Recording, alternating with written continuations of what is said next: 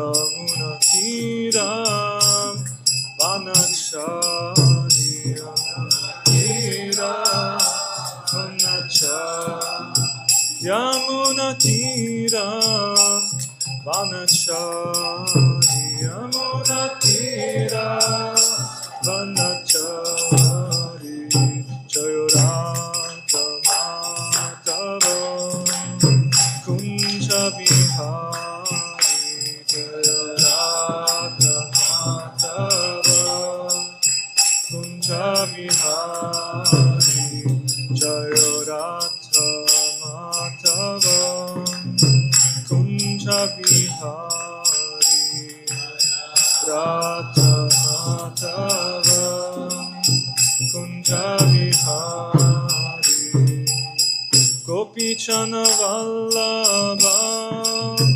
Girivardhari Gopi Chana Vallabha Girivardhari Jaya Gopi Chana Vallabha Girivardhari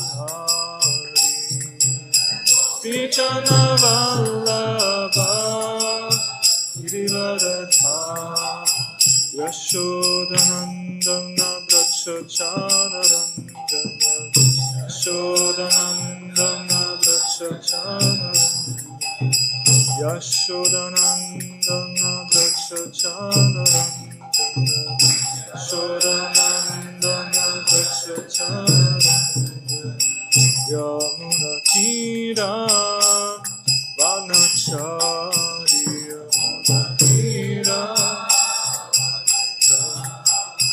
Yamunatira Yamunatira Vanacharya Yamunatira Vanacharya Jayorata Madhava Kunja Vihari Jayorata Madhava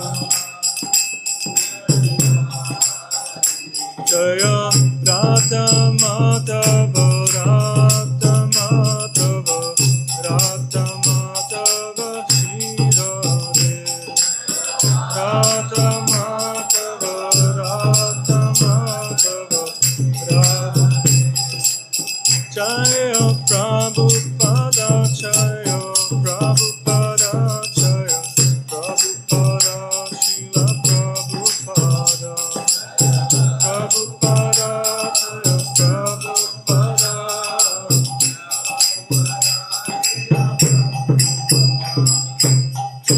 Jai Radha Madhava Ki Jai Shri Prabhupada Ki Jai Jai Om Vishnu Pad Paramahamsa Pariraj Acharya Sati Sati Shri Desi Bhaktivedanta Swami Shri Prabhupada Ki Ananta Koti Vaishnavrinda Ki Grantara Srimad Bhagavatam Ki Jai Go Premanande All glories to the assembled devotees, all glories to the assembled devotees, all glories to the assembled devotees, Shri Guru Guru Namam Vishnu Padaya Krishna Prabhu Om Namo Bhagavate Vasudevaya Bhagavate Vasudevaya Om Namo Bhagavate Vasudevaya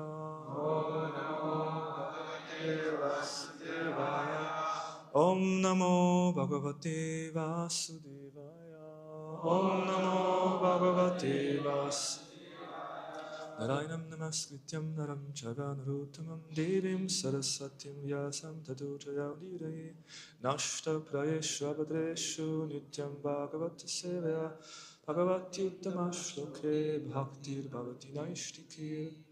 So we're reading from Srimad Bhagavatam, Canto 10, Chapter 88, Text 29. Shri Bhagavan Uvacha Shakuneya Pavan Vyaktam Shrantakim Duram Akata Kshanam Vishramyatam Pungsa Atmayam Sarvakamaduk Shri Bhagavan Uvacha Shakuneya pavan vyaktam Shranta kim duram agata Kshanam vishramyatam pungsa Atmayam sarvakamaduk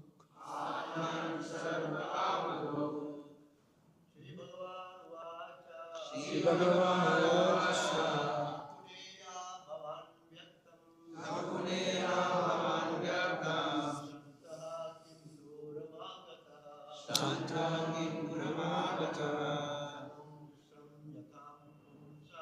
Shanam Vishramyatam Pumsa Atmayam Sarvakamadu Shri Bhagavan Uvacha Shakuneya Pavan Vyaktam Shantam Kinduramagata Shantakim Atmayam Sarvakamadu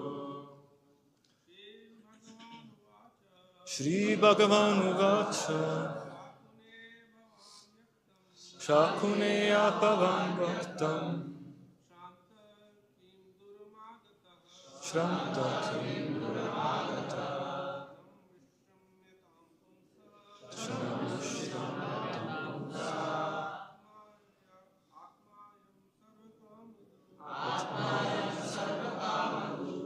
Vash Shri Bhagavan Uvacha Shakuneya Pavan Vyaktam Shrantakim Duramagata Shanam Vishnamayatam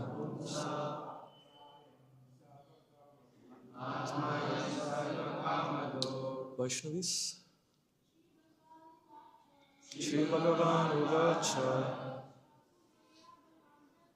Shakuneya Pavan Vyaktam Shranta Kinduram Agata Sharam Vishwamatam Pumsa Atmayam Sarvakamadu Shri Bhagavan Uvacha Shakuneya Pavan Vyaktam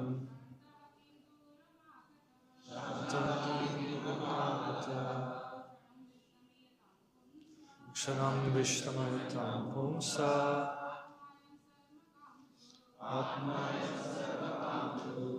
Shri Bhagavan Uvacha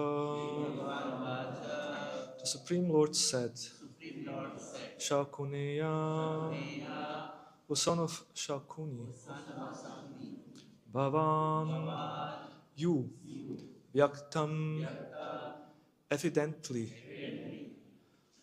Shrantaha, are fatigued. Kim, for what reason? Duram, far. Agataha, have come. Kshanam, for a minute. Vishramyatam, please rest. Hongsa, of a person. Atma, body. I am this. Sarva, all. Kama, desires. Duk, bestowing like a cow's milk. Translation and purport by His Divine Grace A.C. Bhaktivedanta Swami Srila Prabhupada Ki Jai. The Supreme Lord said, My dear son of Shakuni, you appear tired. Why have you come such a great distance? Please rest for a minute. After all, it is one's body that fulfills all one's desires. Purport. In Krishna, the Supreme Personality of Godhead, Srila Prabhupada comments, before the demon could argue that he had no time to take rest, the Lord began to inform him about the importance of the body, and the demon was convinced. Any man, especially a demon, takes his body to be very important. End of purport. Hare Krishna. Om Jnanatimirandasya Gyananjana Shalakaya Chakshurun Militam Yena Tasmai Shri Gurave Namaha Shri Chaitanya Namogustam Stapitam Yena Bhutale Swayam Rupa Kadamayam Dadati Svapadantik Vanchakalpatarubhyascha Kripa Sindhubhya Evacha Patitanam Pavanebhyo Vaishnavebhyo Namo Namaha Jaya Shri Krishna Chaitanya Prabhu Nityananda Shri Advaita Gadadhara Shri Vasadi Gaura Bhakta Vrinda Hare Krishna Krishna Krishna Hare Hare Hare Rama Rama Rama Hare Hare. So text again. The Supreme Lord said, "My dear son of Shakuni, you appear tired. Why have you come such a great distance? Please rest for a minute. After all, it is one's body that fulfills all one's desires." So this is a very interesting pastime. This chapter starts with a question by Parikshit Maharaj. He's asking, how is it that those who worship Lord Shiva usually enjoy wealth and sense gratification, and those who worship Hari do not, right? That's the question. And it's quite a common question. And then Shukadev explains that actually Yudhisthira asked the same question to the Lord, and the Lord, what did the Lord answer? Famous answer that if I specially favor someone, I gradually deprive him of his wealth. I take away everything away. So Hari, Krishna is known as Hari, he takes away. And of course, that's why some people are a little careful with worshipping Vishnu, because, rather I better worship Shiva or Durga, to get what I need, what I want. But if I worship Krishna, Vishnu, we don't know exactly what happens. So this is the topic, and this pastime is told that to make the point that sometimes those who worship the devas, sometimes they even go against their own deity, like in the case of Vrikha. No? He's worshipping Shiva, and then at the end he wants to kill Shiva. So that story is told. And this is an interesting topic, the topic of demigod worship versus worship of Vishnu. And Srila Prabhupada explained that when we speak of bhakti, bhakti is applied to Vishnu. We can't really speak of bhakti in the terms of Shiva, Durga, Ganesha. And once there was a conversation with an Indian man. I think they were walking at the Juhu beach, and then the Indian gentleman kind of arguing. But he can also have bhakti for Shiva. And Prabhupada gave an example. He said, if someone enters a liquor shop, why does he go there? What do you say? Usually to get some liquor, right? That's why you enter, because there is nothing else you get there. It's a liquor shop. So, in other words, if someone approaches the devas, usually there is a motivation to get something in return. That's usually the motivation. Okay, theoretically someone can go to the liquor shop and then walk out without buying something. That's also there. So Prabhupada said, so theoretically, but in practice, actually, bhakti is not applied in Deva worship. It is meant for Krishna.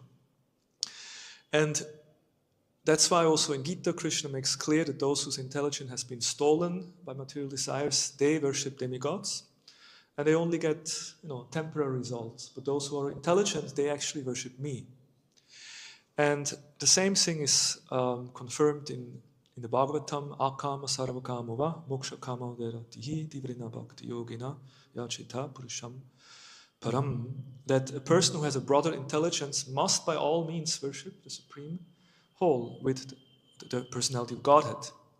And anyone should approach the Lord whether one has akama, sarvakama or moksha kama. Whether you have many, many desires, or no desires, or desire for liberation. But in any case, one should approach Vishnu, one should approach Krishna. And in the Chaitanya Charitamrita, we find a very interesting description how Krishna's character, Krishna is a specific character.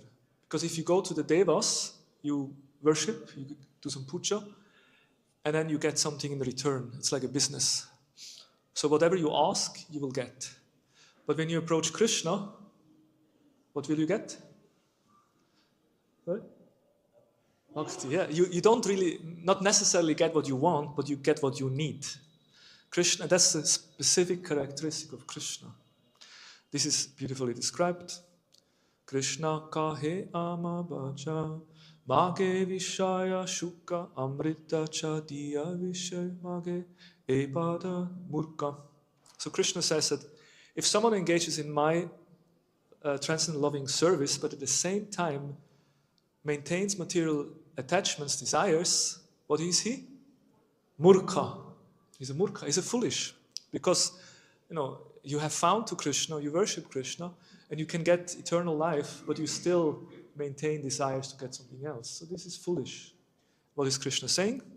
Ami vikya e murka vishaya kena diba svacharanamrita diya vishaya pulabiya. He says that I'm not a murka. No, he's a murka, but I'm very intelligent. So I'm not a fool. So why should I give him that what he's asking? Because it's not good for him. So I will give him the nectar of my feet. I will give him the nectar, my charanamrit. So this is Krishna's special character. That he's very kind, and he's not just doing a business and giving what we are asking, but he's actually giving what our soul is hankering for, what we really need. That's what our soul really wants. Because at the end of the day, we all want Krishna, we all want bhakti. But then our mind, we are covered by so many impurities, and then we think that this is what I need. But actually, the soul has a deeper need, and Krishna sees that, and Krishna answers to that. So in today's shloka, we know the pastime. Vrika worshipped Lord Shiva, and then he got a benediction that whoever he touches will be destroyed. And then Vrika just wants to test it with Shiva, and runs, and Shiva runs away because he knows, now I'm in trouble, because that blessing works. So, and then we know Krishna appears on the spot, and Krishna saves Shiva. And in this today's shloka, Krishna stops him and says, why are you running so fast? You must be tired, and your body, you should rest your body, because after all, it's the body who gives you pleasure. So this is how Krishna, in the disguise of this little Brahmana, stops the demon. And it's interesting, because Krishna, as we know, of course, Krishna takes different forms. And of course, we know the Dashavatar, main avatar, but actually it's described that Krishna has unlimited incarnations, as many incarnations as there are waves in the ocean. And in the Vamana Lila, there's a beautiful description where it's described that he assumed the form of a Vamana, of a Brahman dwarf, a Brahmachari, just like a theatrical actor. Just like an actor who goes on a stage, puts on a certain dress, plays a role, and then goes behind the curtain, and then comes back in a different role, right? So similarly, Prabhupada explains the word nata is significant. An actor changes dress to play different parts, but is always the same man. Similarly, as described in the Brahma Samhita, the Lord assumes many thousands and millions of forms, Advaitam, Ajutam, Anadim, Ananta Rupam. So he always presents with the innumerable incarnations, but nonetheless, although he appears in various incarnations, they are not different from one another, and the Lord always remains the same, but he takes different forms. And in different forms, he bewilders the demons. Can you think of another form the Lord bewilders the demons? Mohini Murti, very famous, beautiful pastime. I mean, women in general, for men, women are attractive usually. But when the Lord takes the form of woman, it's like, wow, the Lord is all attractive. And then even in the form of a beautiful woman, so everyone becomes, especially the demons, become completely bewildered. And so in this way, in a way, Buddha avatar, Lord also comes to bewilder in a different way, not through beauty, but through some philosophy. And here, the Lord also appears as a Brahmana to bewilder that demon.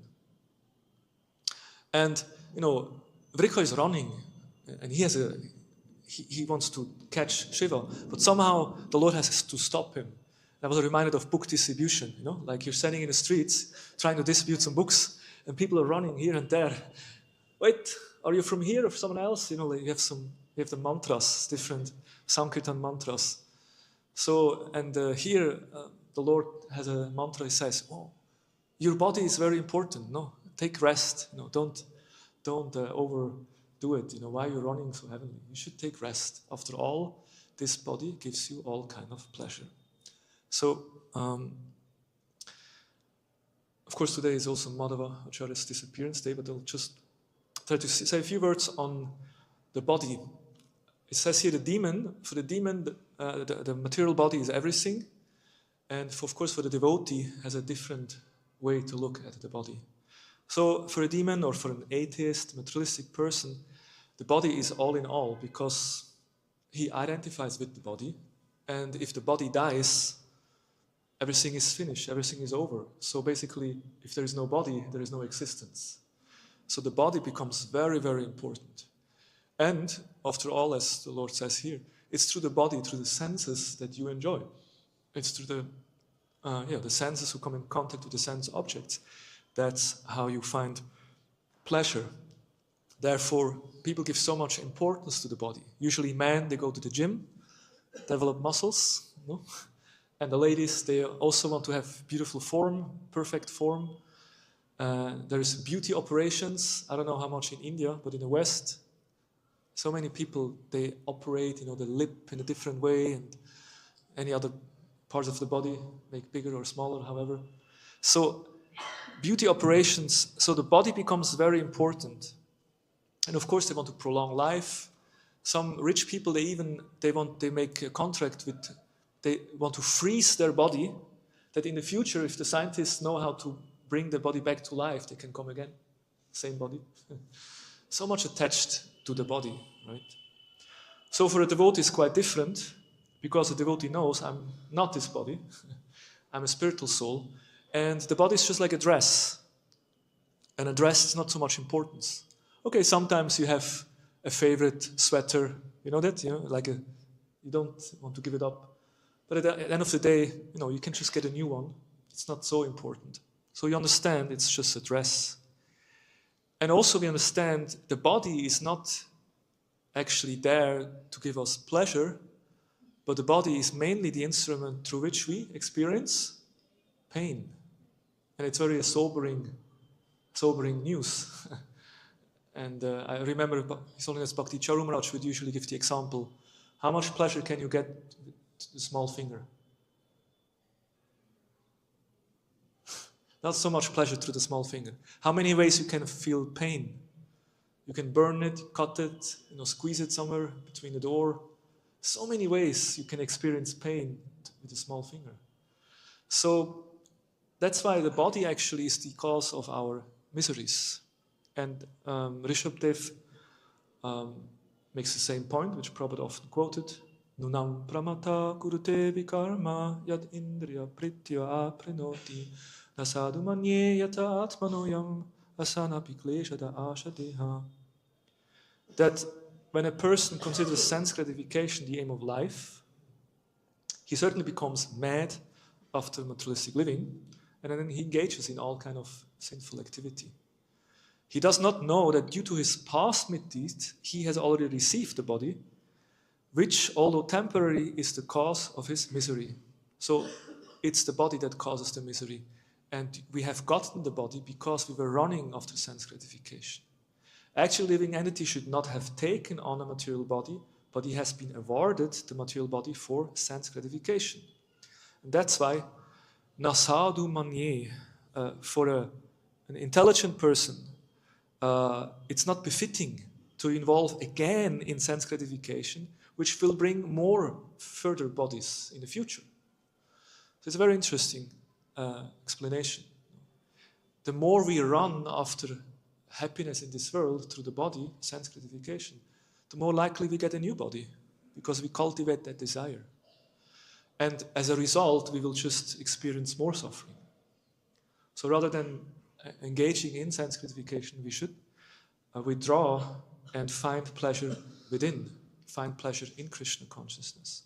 So we can see, therefore, the understanding of body is very different from a materialistic person, a spiritual person. But of course, there is even a more important way to understand the body, as understand that the body actually is a very rare gift. We know human form of life is very, very rare, and it can be used as a vehicle, as an instrument to serve Lord Krishna. And there's a nice analogy given that the body becomes like a mandir, a Hari mandir. This is Krishna Balaram mandir. We are in here in Vrindavan, and there's so many mandirs, so many temples. But this body actually is also like a mandir. It's Hari mandir. And that's why we put tilak. We remember that actually the Supreme Lord is residing as super soul in my heart. And when the Lord resides inside the heart, that means this body becomes a mandir. So the body is not my griha, not my house for my own enjoyment. This body is just like a mandir, a temple. Understanding that the Lord of my life, Krishna, residing in my heart, and therefore I understand I'm a servant. So in what mood do we generally enter a temple? If you come into the temple, in what mood? Humble, we put the shoes out, not just because the shoes are dirty, but also they represent like our ego and attachment, so we can come in a humble mood. And so in a prayerful mood, in a mood of service attitude. So similarly, our body is called bhajana griha. The body is a place for bhajan. And in a place of bhajan, you do bhajan. And this human form of life gives the soul a chance to worship God, to reestablish that relationship with Krishna. And that's only possible in a human form of life, which, as we said, is very, very rare. And usually we don't see animals performing religious activities. Okay, maybe in Vrindavan, you find some special cow who every day comes, and some temples you find some stories where the cow comes every day for the Bhagavatam class, or some bird lands. And we know sometimes some special yogis, they may take birth in an animal body, just the last life, and they still keep their consciousness like Bharat in a deer body. But usually we don't find so many animals sitting in the Bhagavatam class. No? It's humans. That's why it's bhajana griha. That human form gives a very special opportunity to perform bhajan. So in this way, and if we want to stay in a temple, like many of you are staying in a temple, what you need to do to stay in a temple? You have to render some service. Temple president, temple commander will give you some service. And if you don't do the service, what happens? Jello. You have to leave the ashram. So similarly, this body is meant to be a bhajana griha, so you have to do service in order to keep that body. And if you misuse the body, then you will go down, you go to lower species of life. You get an animal body again. So there is some responsibility with attaining a body. And a temple is usually made of bricks, cement, wood and steel. And the Bhakti Mandir, our body consists of skin, blood, bones, and so on. But however, this body becomes a temple through Srimati Radharani's mercy. When the soul serves Krishna and wants to please him, then Bhakti Devi appears in the heart. So and then it becomes actually a Bhakti Mandir, a Hari Mandir. When there is love, when there is devotion in the heart, then this body actually becomes a mandir. And that's why we can say this mandir is built by Ladhini Shakti, by the internal pleasure potency. So that's Radharani's potency and her mercy. She is the Rajarani, or the queen of Bhakti.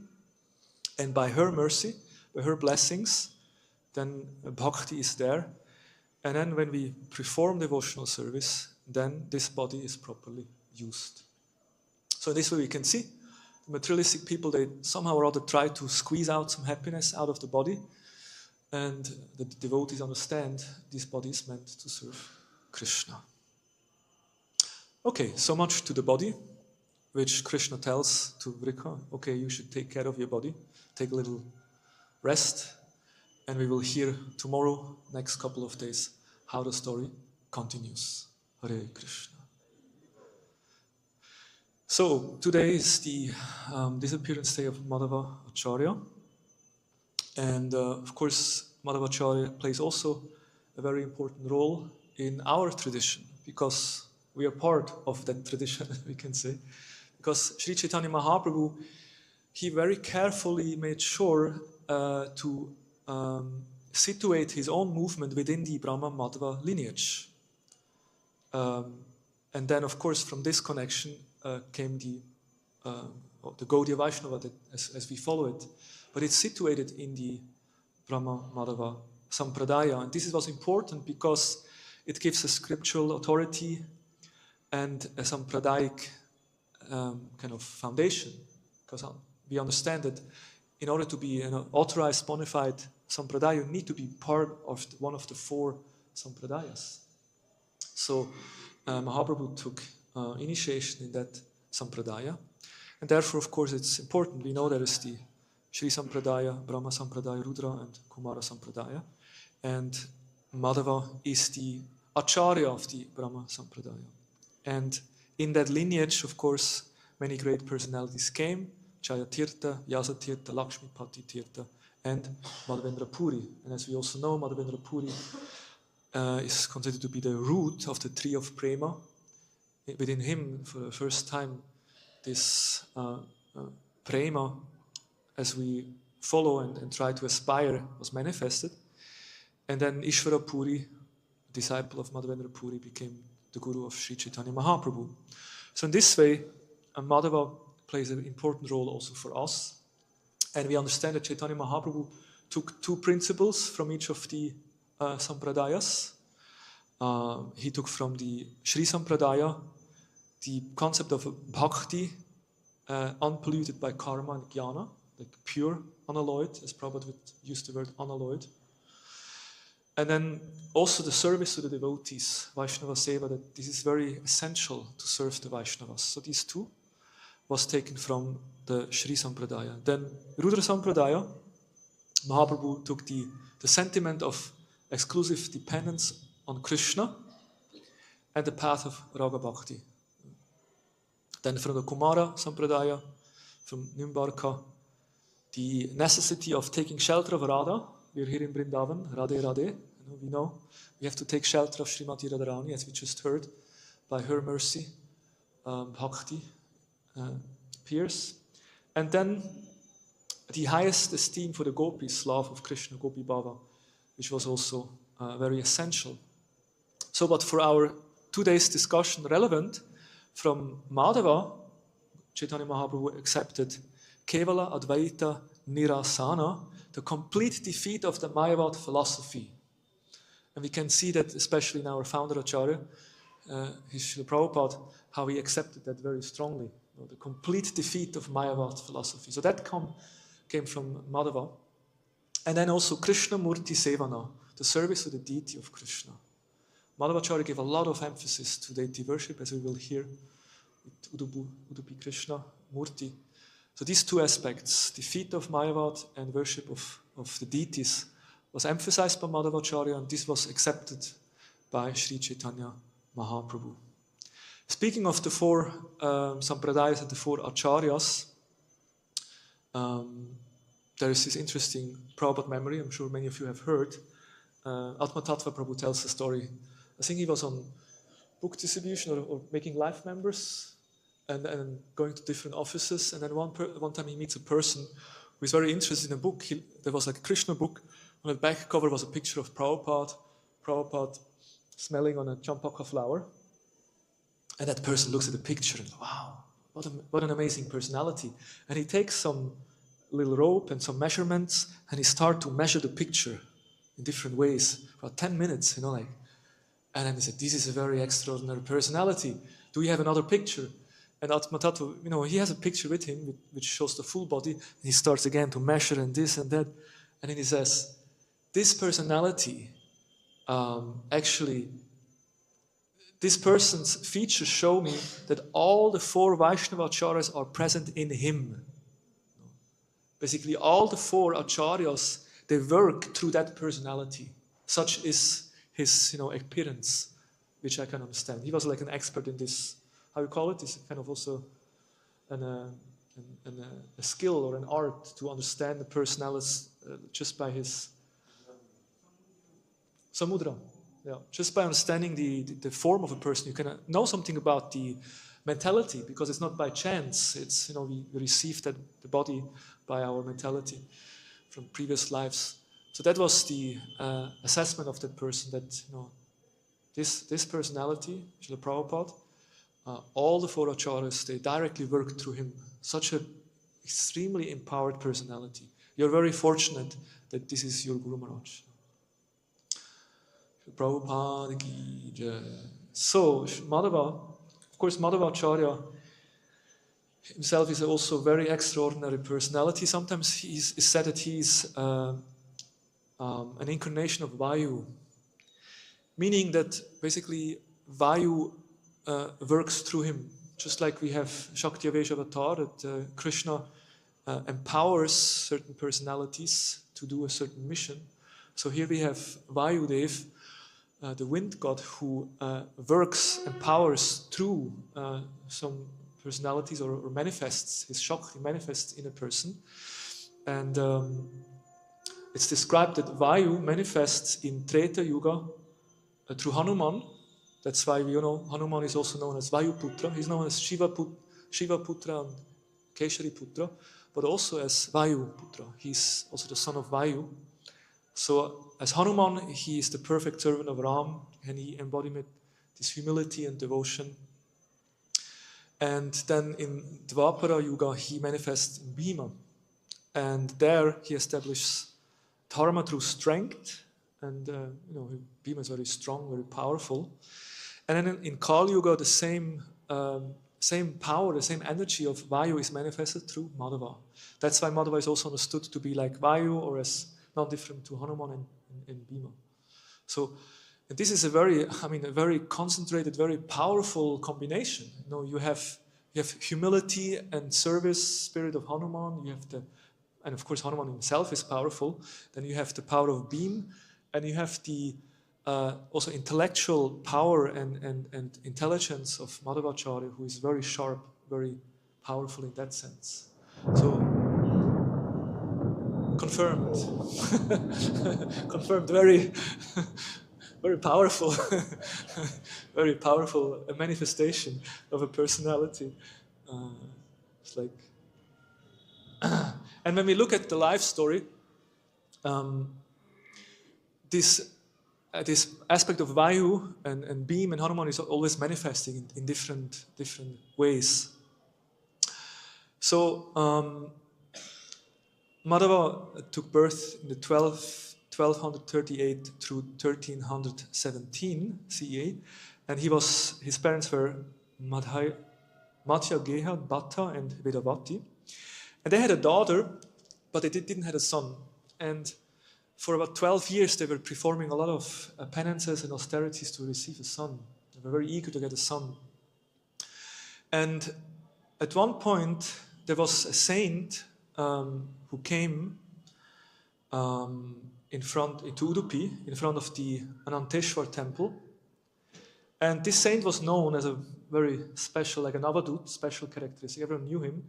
And he was the silent, he didn't spoke. He never spoke a single word. He was known as the Muni, like a silent, how do you say? He didn't spoke. So, but that day he climbed. There was a pillar in like this stupa, or how do you say this? Yeah, like a pillar. He climbed that, and with raised arms he started to shout that very soon a great personality will take birth, a very saintly personality. And his mission will be to feed false doctrines. He will establish the supremacy of Vishnu, and he will restore true knowledge and devotion in his age of Kali. And after that, he climbed down and again was silent. Didn't explain anything, didn't spoke further, he just went on. People were like, wow, this is a very auspicious omen. And of course, shortly after, Madhvacharya appeared, and in his childhood he was given the name Vasudev. And he was born in a village of Pachaka Kshetra. This is close to Udupi. Anyone has been to Udupi? Some of you? Yes. And then if you take a little journey, you can go also to Pachaka Kshetra, where you find also there's kind of a temple or an ashram place where it's the birthplace of Madhvacharya. And when we look at his childhood, of course, there were many mystical events in his childhood. Very early on, it was clear that this is not an ordinary boy. This is very special personality. And he showed his strength and his power in different ways.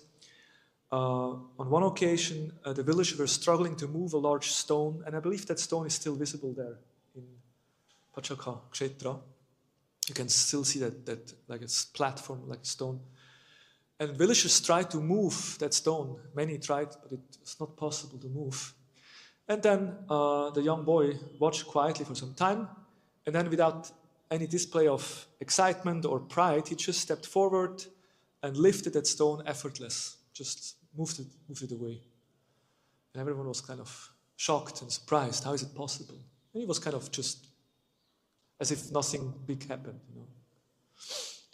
And of course, this is also the expression of Bhim or Vayu's power in the boy.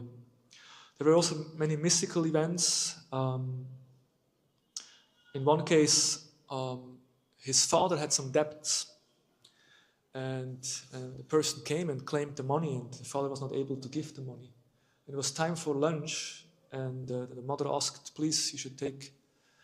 And small Vasudev said, "No, I want to take lunch with my father." "Your father will not take lunch because he's not able to repay the debt." And there's kind of a culture, if you can't repay the debt, you can't take lunch. And he had to deal with the person dealing and trying to pacify him that the money will come later. And when the small boy heard about that, he went out and he just went quietly to a tamarind tree, plucked a handful of tamarind seeds, and returned. And he just gave that person who is demanding the money, he just gave him that tamarind seed in his hands. And when he looked at his hands, these turned into gold coins, exactly the amount which was the debt of his father. And in this way, he was happy, and then they could take together lunch. So in this way, many mystical things happened, and everyone understood this boy is not an ordinary boy. Also in school, he learned very quickly, and while the other students learning, sometimes he was there just playing, and the teacher became angry. "Why are you playing? Why are you not attentive?" "But dear sir, you're repeating the same thing that you already taught yesterday." And basically, when he once heard something, it was stay forever. He would not have to go over it again and again. So he showed extreme intelligence. And also later on, in one teacher was giving a class, and then, as it sometimes happened, the speaker wants to quote a shloka, and you don't remember. What is the shloka again? Someone knows? Right? So the teacher was stuck, and then the small boy just started to recite the shloka and recite the translation, everything. So it became very clear that this boy is a very, very special personality. And at a very young age, I forgot age of, I think at 8 he developed a desire, and I think at 12 he took sannyas. I think Shankara took at 8. I think Madhva took at 12, not sure. But at a very young age, he decided I want to take sannyas, as a boy taking sannyas. And took some time to convince his parents. Basically, they had another son, and only then they gave blessings, because it says you need the blessings of the parents to take sannyas. But then there was a second boy born, and then he left. And he took sannyas and studied under Achyuta Preksha, which was a great teacher, but he was a teacher of the Advaita Vedanta. And we know in that time Advaita Vedanta was very prominent. And that was the main line. Everyone followed that understanding of Shankaracharya's teachings. So he accepted him as a teacher. He took initiation there. But then very soon it became clear that he doesn't really agree with the philosophy that was taught by his teacher, similar to the story of Ramanuja. And he rejected that idea that we are all soul and God are one identically, and he argued that actually there is a difference, and this world is real, and the soul is also different from the Lord. And more he established his own Siddhanta, and it's described how he was traveling. He was traveling to South India, meeting with many different scholars, and debating and defeating many of them. But whenever he would defeat someone, they would argue, well, but how can you say something else than the commentary of Shankaracharya? If you don't agree, then you write your own commentary. But you can't just disagree with that one. You have to write your own commentary. So he understood at some point, I have to write my own commentary. At that time, he was known as Purna Pragya, and later as Ananda Tirtha. These were his names as a sannyasi and teacher. And then it's described how he went to Badrik Ashram to meet Vedavyas personally. And then from Vedavyas, actually he went twice to Vedavyas, but he went to Vedavyas to receive the blessings. He already had written some commentaries on the Bhagavad Gita, and he received blessings and confirmation that these are accurate. And then later also he actually wrote his own commentaries. And once he had written his own commentaries, then even his own teacher was so much impressed that his own teacher became his disciple. And that was a big thing, Like he was one of the greatest scholars, and then he became the disciple of his own disciples, and also became a devoted devotee and proclaimer of bhakti. So that was we heard Chaitanya Mahaprabhu accepted two parts. He accepted the defeat of Mayavad and also the establishment or the worship of deity. And that was also very important. And in the life we find the story how Madhvacharya stands at the shore of the ocean in Udupi, and he sees in the distance there's a great storm coming up, and there is one ship, like a cargo ship, is in trouble because the storm is waves are very heavy. And he just sees it from the distance, and then he feels compassion because there is a danger that the boat is drowning. So he just takes his, his chadar or uttari, you say, the sannyasis. He did like this. And of course, he's Vayu, so then by his power, that storm just vanquished and went away, and then the ship could come to the shore. And the captain understood. He understood that by the mystical power of this sannyasi, we were saved. So he was very, very grateful, and he offered him everything. You can have whatever you want. We have gold, silver, we have jewels. You take whatever it's yours. No, I'm a sannyasi, I don't need these things. But where you come, I'm coming from Dwarka, you have some Gopi Chandan. Yes, I take some Gopi Chandan. So he takes a huge block of Gopi Chandan. Like whenever I come to Vrindavan, I also buy some Gopi Chandan because you don't get it in the West. So you take a good load with you, so that lasts for a year. So he took that Gopi Chandan. But then, Madhvacharya felt some ecstasy when he held that Gopi Chandan, and then the Gopi Chandan broke, and inside that Gopi Chandan, there was Krishna, Gopal, in a very special form. And those who have been to Udupi have seen it, or maybe you have seen pictures. Gopal with a butter stick in hand. Looks a little like a sannyasi, but it's not a sannyasi, it's Gopal, it's a small boy with a butter stick in the hand. And from that point on, Madhava established the worship of Gopal in Udupi. And the worship, it's still till today, the worship is done in the same way. And it's a very elaborate, very amazing worship. And those who have been there, I have been there a few times.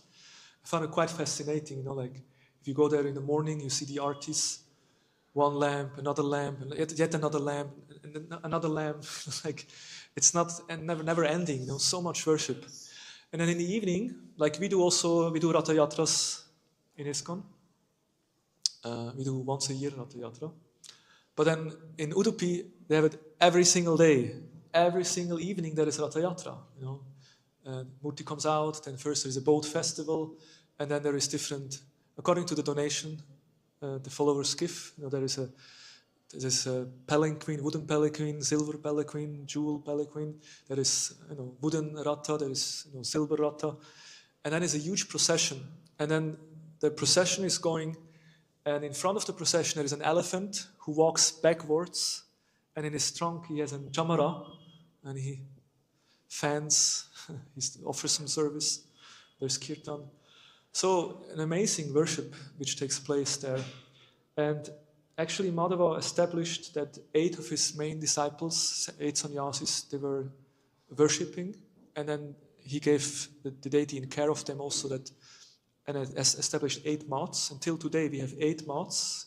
There's a temple, there is 8 ashrams around the temple with 8 sannyasis, each with their disciples. And originally everyone gets 2 months time of worship, and later on they change it for 2 years so that the sannyasis can travel a little longer. So now it's 2 years. Every 2 years, one of the main sannyasis takes over the worship and worships Gopal for 2 years, and then the next sannyasi takes over.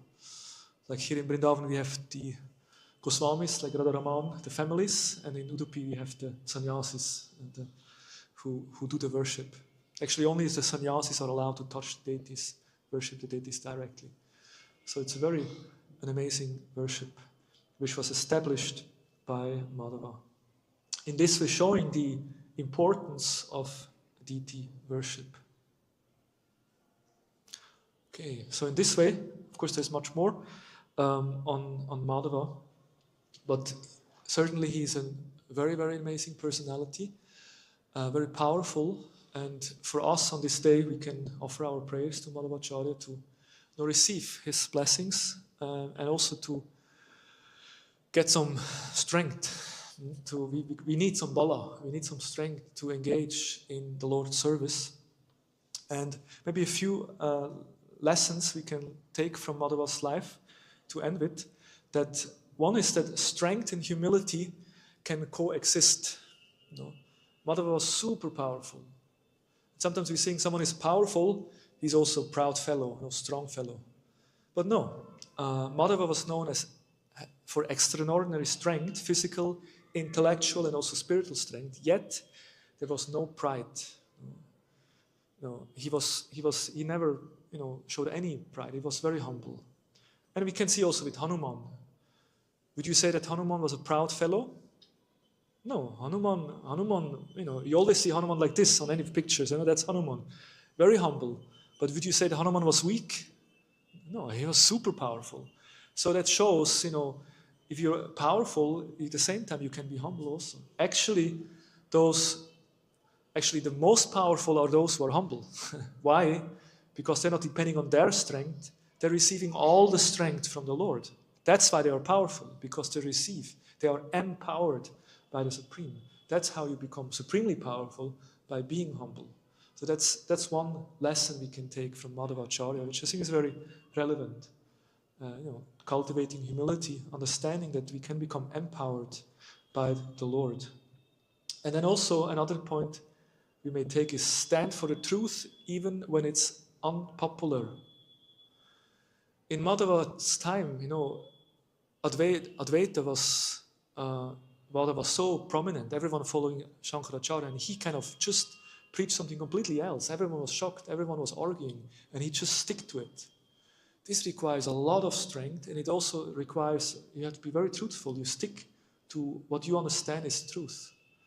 And this is not easy. This integrity is more important than anything else. So I'm guided more by what is true than what is convenient, because sometimes, it's more convenient to just go along with the mainstream. Yes, it's okay. No, but you have to stand up and speak the truth, even if people don't like it. So that's another lesson we can take from Madhava's life. And finally, knowledge without devotion is incomplete. Madhava was undoubtedly one of India's greatest philosophers. He was so powerful intellectually, defeating everyone. At the same time, what is his Siddhanta? Bhakti. Without bhakti, the only way to attain the Lord is bhakti. It's not a jnana, it's not just establishing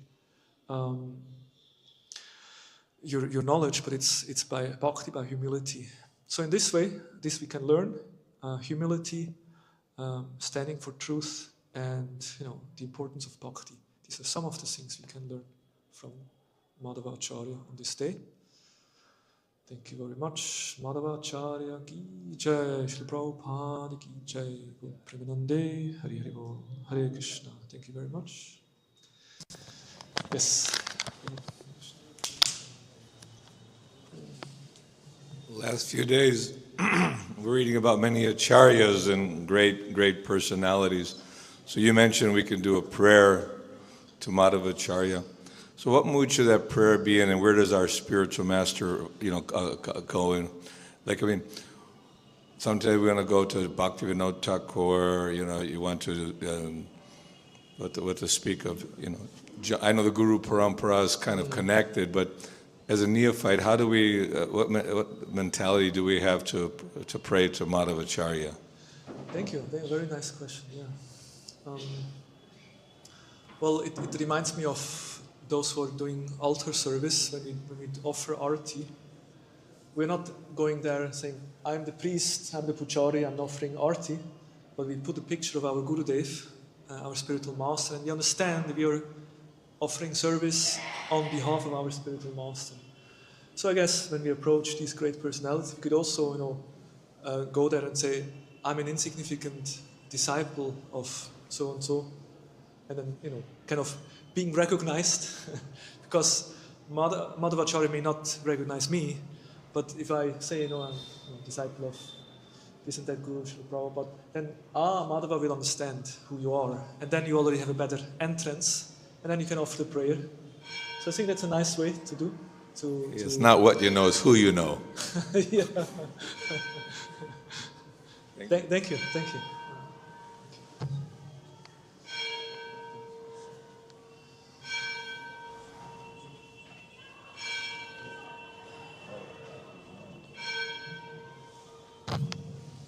Thank you, Prabhu. That was a very sweet class. Just something that I was remembering as you were talking about Madhvacharya and learning how strength is humility. And Bhakti Rakshak Sridhar Swami comments on the Trinadapi Sunichena verse saying that real humility is sacrificing yourself, including even your body, for the sake of service of Guru and service of Krishna. So in that, even if you have to be what may seem or appear, wow, this person is really not humble, really powerful, but for the sake of protection of the devotees, for protection of the deities, what takes precedence is protecting them at the cost of my own body or my own. It's just something, remembering that. Yeah, to be ready to even sacrifice one's body, which brings us back to the beginning of the class where we said about body, right? Yeah. The demons, they like to enjoy the body, and the devotees, they want to engage or even sacrifice their lives in the service of the spiritual master, in the service of the parampara. All right, I think that's a good end note. Thank you very much. Please forgive me if I did anything wrong, and thank you again for engaging me in the service. Hare Krishna. Srila Prabhupada ki jai, Madhvacharya Prabhu jai. Hare Krishna.